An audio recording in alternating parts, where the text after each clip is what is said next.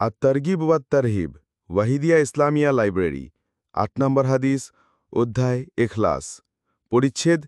১ এখলাস সত্যবাদিতা ও সৎ নিয়তের প্রতি উদ্বুদ্ধকরণ ৮ হাসান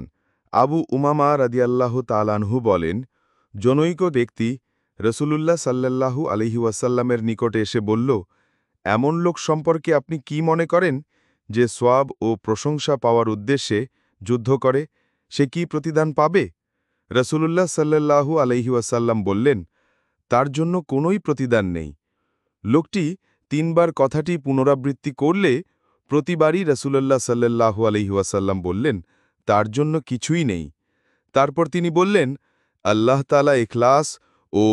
তার সন্তুষ্টির উদ্দেশ্য ছাড়া কোনো আমল কবুল করবেন না হাদিসটি বর্ণনা করেছেন আবু দাউদ ও নাসাই উত্তম সনদে এ ধরনের হাদিস জিহাদ অধ্যায়ে আসবে ইনশাআল্লাহ